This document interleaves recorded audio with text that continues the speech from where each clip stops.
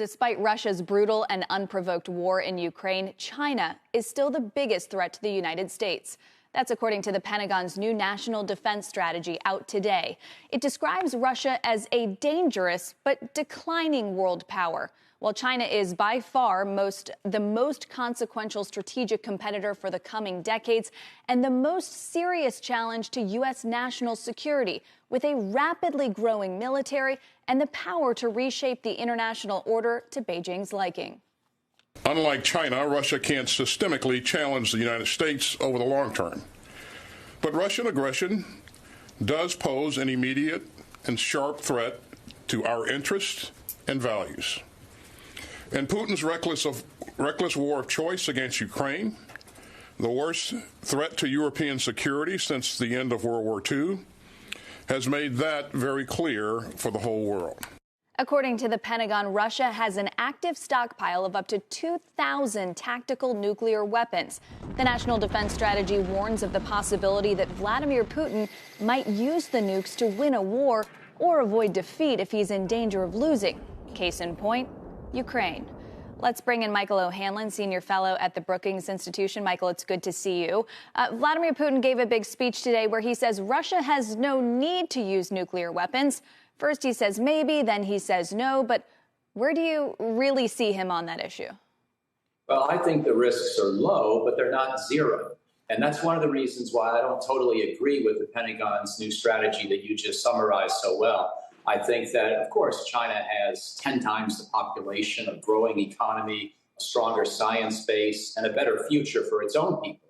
But Russia, as a declining power of 130 million, that spans 11 time zones, that has 5,000 nuclear weapons, and a very angry and petulant leader, I see that as the greater threat. And we can talk all we want about the long term, but we've got to get to the long term. And in the short term, Russia is the threat to global peace and security. So I think it would be better for the Pentagon to say that both Russia and China are top tier threats. They're different types of threats, but I don't know how to rank one ahead of the other. And if I had to choose, I would put Russia first.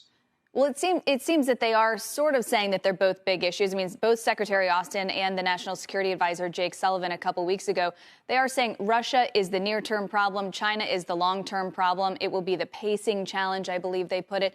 But do you believe that the West is distracted by Russia and is not able to actually counter China the way that it needs to in the long run?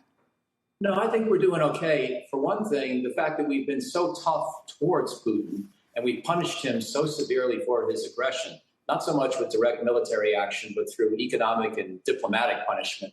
I think that sends a pretty strong message to China to be careful about what it does against Taiwan, because it doesn't want the same kind of economic sanctions applied against its own economy. Now, it would be harder to do that sort of thing against China, given its role in global supply chains. But still, we've shown a fairly strong Western resolve in what we've done in this response towards Putin. So I think that's actually useful. I wouldn't necessarily view these two problems as completely separate, where you do something in Europe that's somehow irrelevant to what you do in Asia. In fact, China watches how we work together with our NATO allies, because China has big markets in Western Europe. China cannot afford to lose those markets. And so if the United States, with NATO and the EU, if we all stay strong in opposing this kind of aggression in Russia and Ukraine, I think that China gets the message. It better be careful about Taiwan and the Western Pacific. Well, and just this week, Secretary Blinken suggested that perhaps he believes that China might be expediting its plans to have a reunification strategy of sorts. Do you believe that to be true? Well, it's fascinating to hear Secretary Blinken say that. I do not believe myself that China is going to attack Taiwan because I think China knows that this means, in all likelihood, World War III. But if Secretary Blinken has reasons to worry that they're hurrying up with their preparations or their ambitions, then maybe we better also hurry up with some of our preparations to make this prospect even less appealing to China. So, no, I don't really agree with him. But there are things we need to do by way of military and economic preparation to make this kind of a war even more unthinkable and unwinnable for China. And I think we should be accelerating those kinds of preparations. They're calling it the decisive decade. We're appreciative to have your expertise tonight, Michael O'Hanlon. Thank you.